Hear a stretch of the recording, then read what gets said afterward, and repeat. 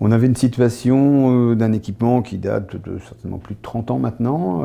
La chaudière à gaz arrivait à son terme et on n'arrivait plus à garantir une qualité de chauffage permanente, donc que ce soit pour nos enseignants et bien sûr nos enfants.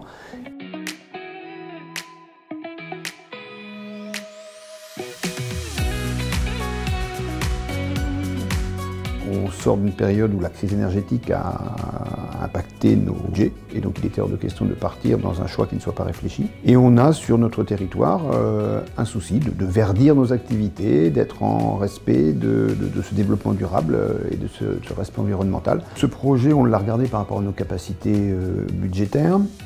Une nouvelle fois, on avait cet éclairage technique.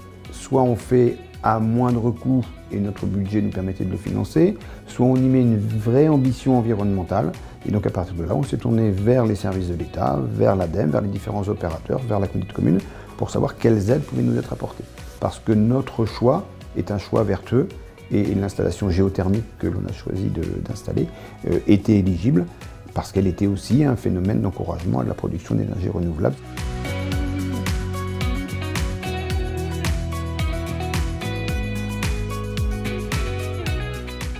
Il n'était pas question à proprement parler de remettre du gaz, donc on avait soit une solution aérothermie, soit une solution géothermie qui était plus coûteuse, c'est sûr, par rapport à l'aérothermie, mais qui est aussi plus performante. Et ben, en fait, changer tout le dispositif de chauffage de l'école, c'est des travaux qui sont à la fois longs et puis assez conséquents, puisqu'ils vont intervenir dans toutes les pièces de l'école, dans tous les passages. Donc tout a été planifié pour être fait dans les 2 mois d'été. Et puis après, les travaux, ça consiste à installer la pompe à chaleur et puis faire toute l'installation électrique. Et puis donc le mode de chauffage qu'on a choisi par la géothermie nous a obligés aussi à réaliser des forages. Donc ont été faits aussi au mois de juillet, pendant plus de 2 semaines. Ouais.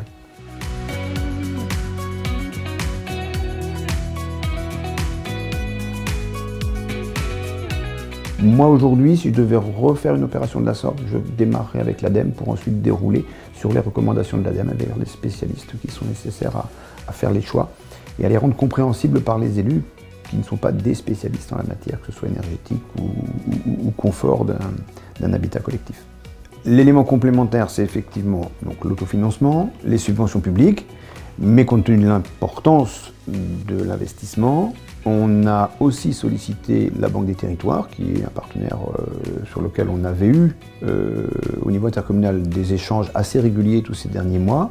Et comme on avait en parallèle un autre projet susceptible aussi d'éligibilité à un financement, donc on a eu des entretiens à ce moment-là avec le représentant territorial de la Banque des Territoires qui nous a lui aussi éclairé sur la possibilité de venir compléter notre financement par ce biais-là, et c'est ce qu'on a choisi. La Banque des Territoires, en tout cas par son représentant régional, a été aussi non seulement un financeur, mais un conseil par rapport à l'organisation financière qu'il fallait qu'on adopte pour pouvoir réussir à financer cet investissement qui reste un investissement important pour la commune.